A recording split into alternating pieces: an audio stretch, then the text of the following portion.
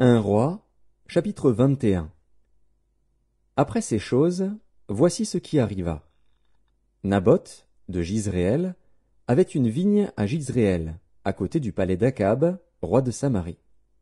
Et Akab parla ainsi à Naboth. Cède-moi ta vigne, pour que j'en fasse un jardin potager, car elle est tout près de ma maison. Je te donnerai à la place une vigne meilleure, ou, si cela te convient, je te payerai la valeur en argent. Mais Naboth répondit à Akab, que l'Éternel me garde de te donner l'héritage de mes pères. Akab rentra dans sa maison, triste et irrité, à cause de cette parole que lui avait dite Naboth de Jizréel. Je ne te donnerai pas l'héritage de mes pères. Et il se coucha sur son lit, détourna le visage, et ne mangea rien.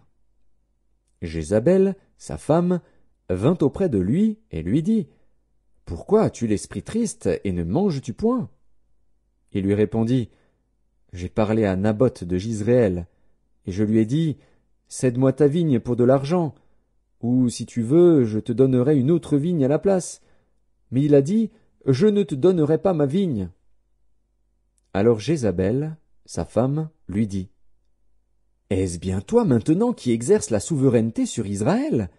Lève-toi, prends de la nourriture, et que ton cœur se réjouisse. Moi, je te donnerai la vigne de Naboth de Jizréel. » Et elle écrivit au nom d'Akab des lettres qu'elle scella du sceau d'Akab, et qu'elle envoya aux anciens et aux magistrats qui habitaient avec Naboth dans sa ville. Voici ce qu'elle écrivit dans ces lettres. Publiez un jeûne. Placez Naboth à la tête du peuple, et mettez en face de lui 2 méchants hommes qui déposeront ainsi contre lui. Tu as maudit Dieu et le roi. Puis menez-le dehors, lapidez-le, et qu'il meure. Les gens de la ville de Naboth, les anciens et les magistrats qui habitaient dans la ville, agirent comme Jézabel le leur avait fait dire, d'après ce qui était écrit dans les lettres qu'elle leur avait envoyées. Ils publièrent un jeûne, et ils placèrent Naboth à la tête du peuple. Les 2 méchants hommes vinrent se mettre en face de lui, et ces méchants hommes déposèrent ainsi devant le peuple contre Naboth. Naboth a maudit Dieu et le roi. Puis ils le menèrent hors de la ville, ils le lapidèrent, et il mourut. Et ils envoyèrent dire à Jézabel, Naboth a été lapidé, et il est mort. Lorsque Jézabel apprit que Naboth avait été lapidé et qu'il était mort, elle dit à Akab, Lève-toi, prends possession de la vigne de Naboth de Jizréel, qui a refusé de te la céder pour de l'argent, car Naboth n'est plus en vie, il est mort. Akab, entendant que Naboth était mort, se leva pour descendre à la vigne de Naboth de Jizréel, afin d'en prendre possession. Alors la parole de l'Éternel fut adressée à Élie, le Tishbite, en ces mots. Lève-toi, descends au-devant d'Akab, roi d'Israël à Samarie. Le voilà dans la vigne de Naboth, où il est descendu pour en prendre possession.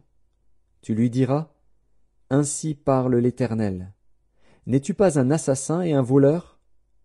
Et tu lui diras, Ainsi parle l'Éternel.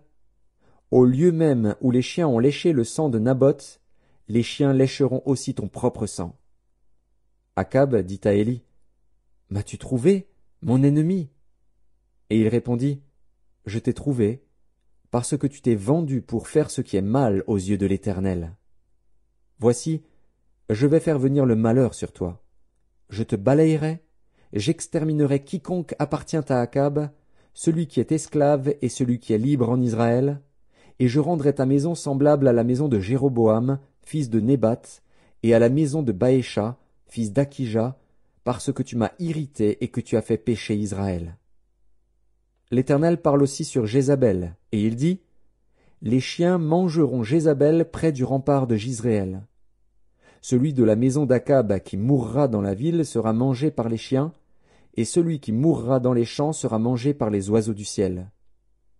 Il n'y a eu personne qui se soit vendu comme Akab pour faire ce qui est mal aux yeux de l'Éternel, et Jézabel, sa femme, l'y excitait.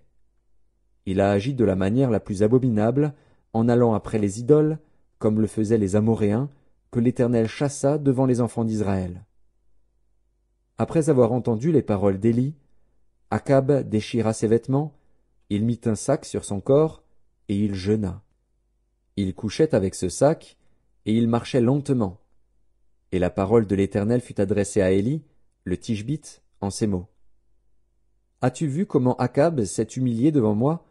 Parce qu'il s'est humilié devant moi, je ne ferai pas venir le malheur pendant sa vie. Ce sera pendant la vie de son fils que je ferai venir le malheur sur sa maison.